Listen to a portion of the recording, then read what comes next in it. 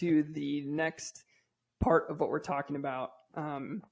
And this is a question that comes from Prairie Oats Jewelry on Instagram.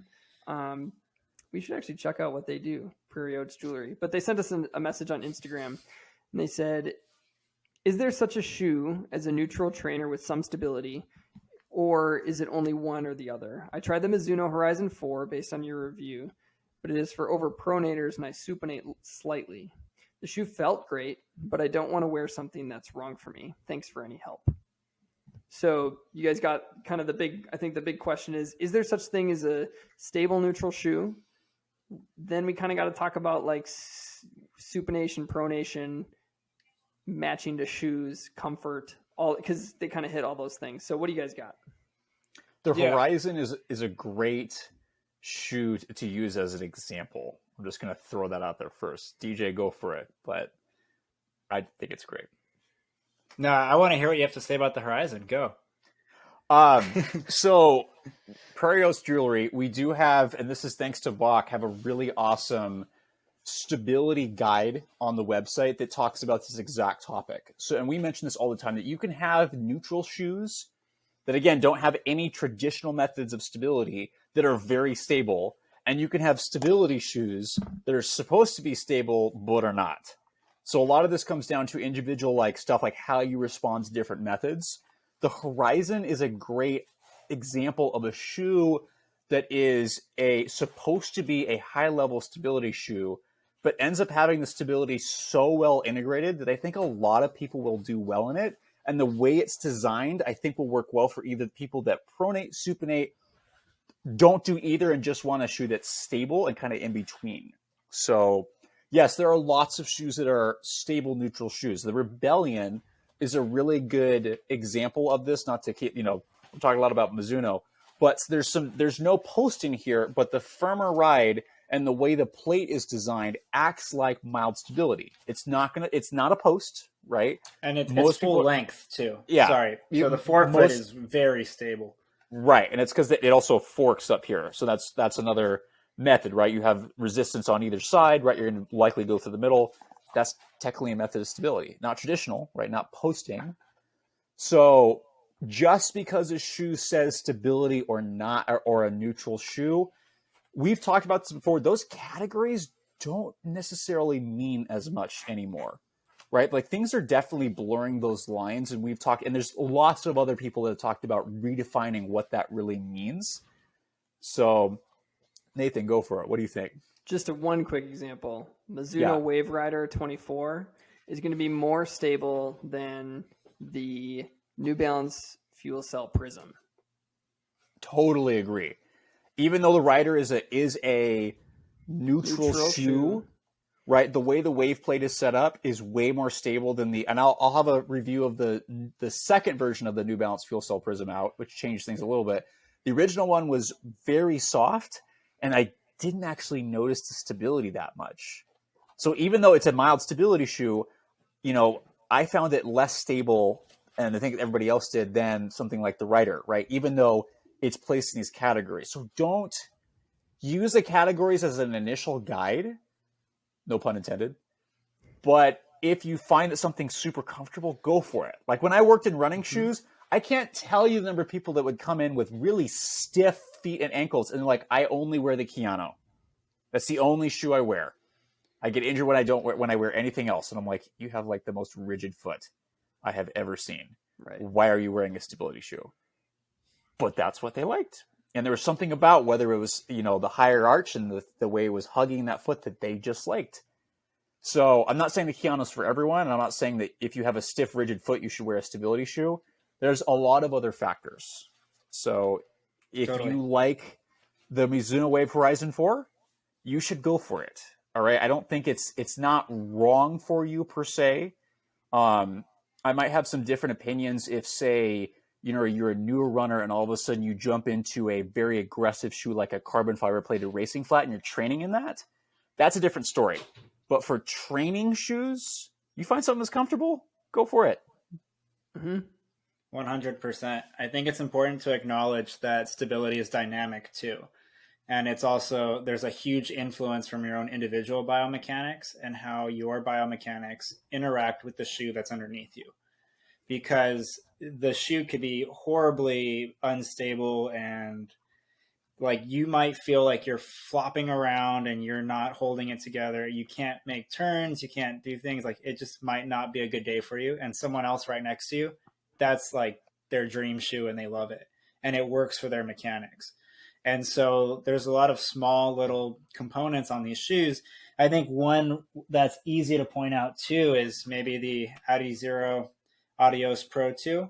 Very large lateral bevel, pronates you pretty quickly, but then they have the rod there, and it kind of like almost like, it's not speed bump like, they did it very well, but it almost like stops you and transitions you back into the midline. And so there's like a lot of these small little components in a lot of these shoes meant to do things like that. And so for some people, they might be like, oh, I don't feel like I'm stable. And other people are like dialed in. They're like, this forefoot feels great, which is Matt. And so, the heel, actually, where you know, a lot of people have been like, this is super unstable. And the fact that it's so laterally beveled for my foot, it works really, like it's one of the more stable super shoes for me. The midsole's super soft, but the way it locks my foot in. But that's not what a lot of people have said. And I've seen people where they're like, it feels like I'm moving all over the place. It's just dependent, right? That's one I haven't tried yet. I'll have to... Yeah, it's a pretty intense isn't a good word, but it's a large posterior lateral bevel. It's pretty sharp. That's probably the best word I could use. It's pretty sharp. Different than Boston 10. I know they're all in the same line, but different than Boston 10. Okay. Yeah. Boston 10 is pretty prominent, but this one's like, I think the firmness of the Boston 10 I think helps like integrate a little bit. If this one, it's way more intense because the foam, the Light Strike Pro. Right. You don't want to stand still in it. Right. No, not a walking shoe. So going back to their question, just to recap from what I heard from you guys, you're basically saying, yes, there is such a thing as a neutral shoe that has stability just based on its construction, geometry, wide base. I think a lot of Hokas end up being relatively stable. Yeah. I had grabbed my Mach 4 here. Yeah. I didn't end up putting it up, but like a wide contact base support platform usually works pretty well for a lot of people. And we've talked about a lot of these methods that it's not just the post, right? It's, you know, a white sole, sidewalls, all, you know, geometry. There's lots of other things that create stability that are not always categorized that way. Yeah. And then I heard you guys talk about kind of that comfort filter. And so, you know, there's still a lot of research to be done, but there is some evidence out there to suggest that looking at what is comfortable allows your foot to go through the mechanics that it wants to go through, which can mitigate some unnecessary injuries. The other thing maybe I want to hear you guys touch on a little bit more explicitly is, what do we know about pairing foot type to shoe type? And are there areas that foot type and shoe type match up? Are there areas where injury history and shoe type match up? Let's talk about those things. But let's start with foot type to shoe type. What do we know about that? And what don't we know about that? And then go. And when you're talking about foot type, you mean like low arch, high arch, that kind of stuff, yeah, right? Or I'm a supinator, I'm a pronator. Because usually when people learn that, they might be told that at a store, you know, like where you go and you walk, or you could be told that just from standing still. So, I mean, there's just a lot of ways people learn those things, but let's just take a big picture: high arch, low arch, supinator, pronator, matching them with a shoe. What do we know about that? So we know there's actually some solid evidence, some huge military studies, which the military studies are usually good because they can have like hundreds, sometimes thousands of people. So you have a huge sample, so you know that there's a lot of power behind the study. And there's a couple studies done not too long ago that suggested that matching foot shape or matching arch height or foot shape to shoe type did absolutely nothing for predicting injuries at all. So we know that really, and then especially there's additional evidence on doing some of the static tests are borderline useless for looking at what's going to happen in motion. So doing like the wet paper test, all that kind of stuff, the static tests don't tell you what's going to happen when you move. So if somebody's not watching you in motion, they don't have a clear idea of actually what your foot's going to do. So arch shape, no. The only exception to that would be if shoes have, say, the insole, the place where the arch is, if that's really high, not necessarily support, right? But if just the shape of the shoe isn't matching your foot and it's a little uncomfortable, that's something I would pay attention to. But the whole idea of, oh, you have a low arch, so you need to have a higher arched shoe, that doesn't match. Find something that's comfortable. When it comes to pronation and supination, there's some evidence on, people that have a history of pronation related injuries do better in stability shoes. But outside of that, if you haven't had injuries and you're pronating and supinating, it really hasn't seemed to be connected a lot because there's so many other things. Go for it, Nathan.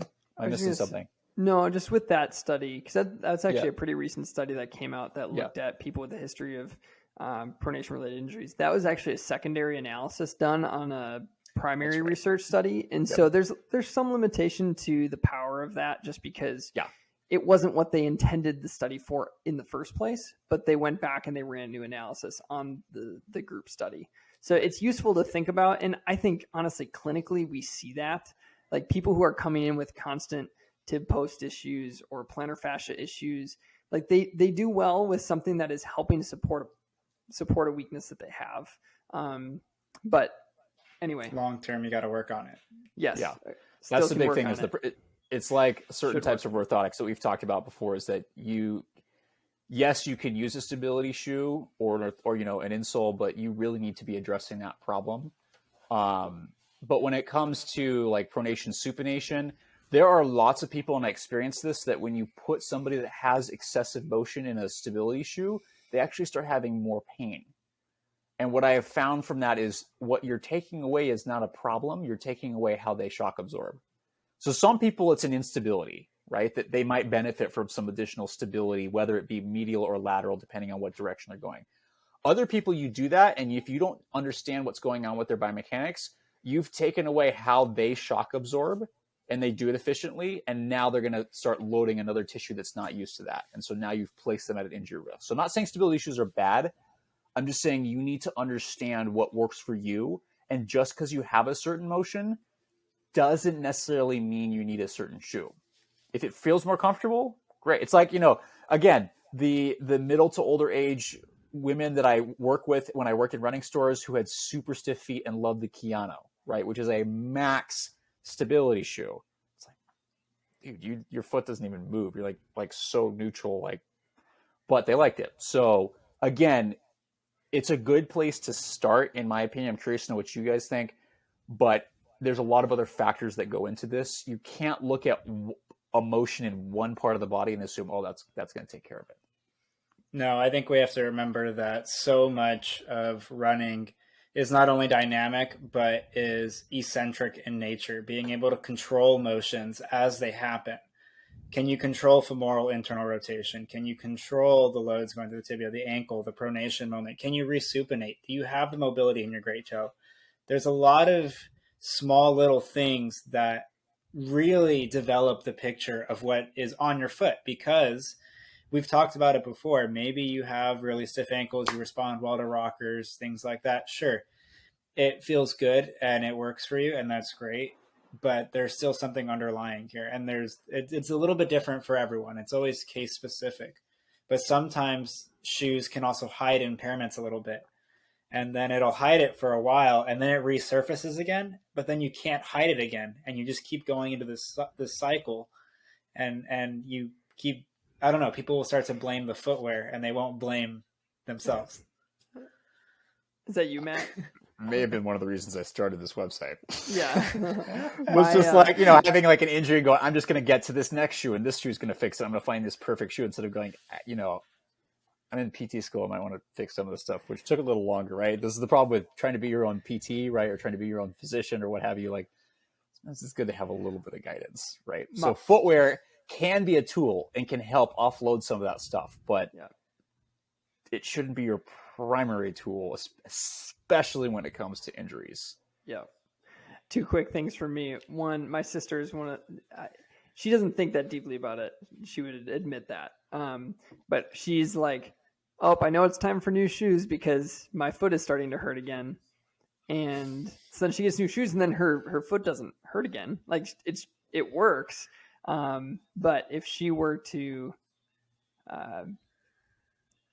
maybe work on a couple things. She doesn't listen to these, so I feel like I can safely say that. You know, that might also Someone go just be tag her. No. That might, if she's doing it consistently, that just might be her nice little warning light that she needs a new pair of shoes. It is. No. It is Yeah. her warning light.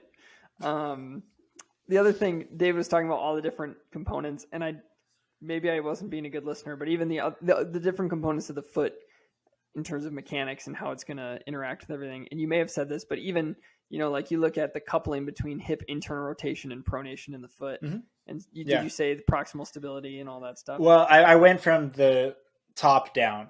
So Okay, can you so you control did the it. femoral internal rotation? Can you control Alright. the moment on the knee, tibia, ankle, I'm a bad pronation? listener. I'm just a bad Yeah. listener. And what ends up happening, though, for the listeners, if to picture this a little bit easier, it almost is a spiral down your leg. So that hip starts to go in. It puts a little bit of pressure down at the knee. The tibia starts to rotate the other way, and then the ankle starts to collapse a little bit more this way. One way that you can do this at home, you can stand up. I'll just do it for the viewers.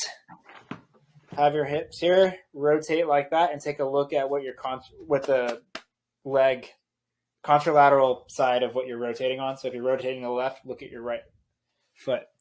So your left leg will start to supinate, your right will start to pronate, and that's natural. But it's just a matter of being able to control that dynamically when you run. But that is way beyond the topic of today. I think bringing it back for Prairie Oats jewelry, if you've found that you like the Horizon 4, I think one of your questions here was just a concern that you're running in a shoe that's not good for you. And that's just from what we know about you, doesn't seem to be the case. We can never totally, answer your questions if we don't know you and aren't working with you. But from what we understand here, it doesn't seem like you're going to be hurting yourself. So here we go. We are going to wrap things up. Do you have something, Matt, that you want to say? Also, the Horizon 4 is the way the stability is set up, that the geometry is such that it's subtle enough. It'll probably work for people that go either direction. Yeah, totally. So I think that's actually a perfect shoe for you if that is something you're concerned about, actually. So, also, I typically don't test our stability models, but that's the when Horizon is a very different one. Yeah, I should honestly test that one because the Sky is too unstable for me. I feel like we've all kind of felt that with the Sky. Yeah, the Sky has never really worked for me. I've loved every Horizon I've put on. I'll get the Horizon next time. I'll try it out. Anyway, let's wrap things up. It was